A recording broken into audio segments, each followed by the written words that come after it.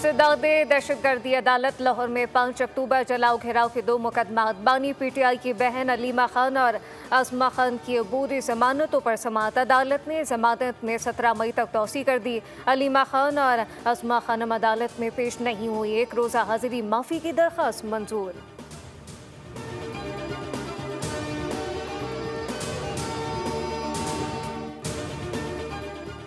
वज़ीर आज़म शहबाज शरीफ और मियां नवाज शरीफ बेलारूस से लंदन पहुंच गए। वज़ीर आज़म शहबाज शरीफ लंदन में मुख्तसर क़याम के बाद वतन वापस रवाना होंगे। बेलारूस के वज़ीर आज़म वज़ीर ख़ारजा ने मनसिक हवाई अड्डे पर रुखसत किया था। पाकिस्तानी सफारत खाने के अफसरान भी हवाई अड्डे पर मौजूद थे।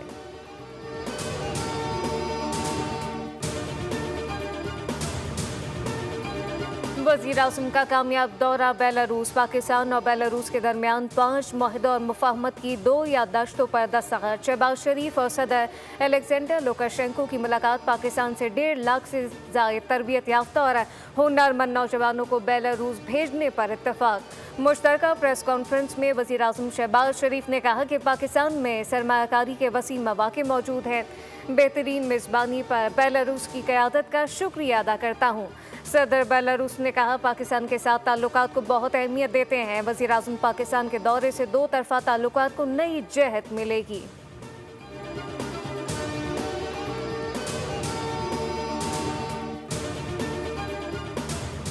सदर मुमलिकत आसिफ अली जरदारी को अस्पताल से डिस्चार्ज कर दिया गया। डॉक्टर आसिम हुसैन के मुताबिक कोरोना टेस्ट मनफी आने पर सदर मुमलिकत को अस्पताल से छुट्टी दी गई।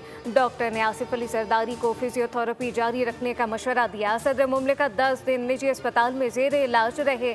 सदर मुमलिकत को ईद उल फितर की रात नवाबशाह से कराची मुंतकिल किया गया था।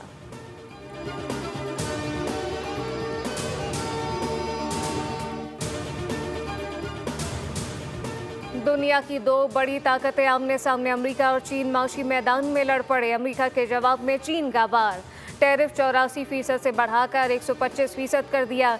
सदर शी जिनपिंग का यूरोपीय यूनियन को टैरिफ की जंग में चीन का साथ देने का मशवरा। अमरीकी सदर ट्रंप ने कहा कि चीनी सदर समझदार इंसान और मेरे बहुत अच्छे दोस्त हैं। बीजिंग के साथ भी डील हो सकती है।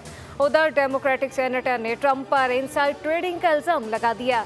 एडम शिफ ने तहकीकात का मुतालबा करते हुए कहा कि पहले टैरिफ लगाकर स्टॉक मार्केट और क्रिप्टो करेंसी को गिराया गया, फिर मुअत्तल करके अचानक ऊपर चढ़ा दिया।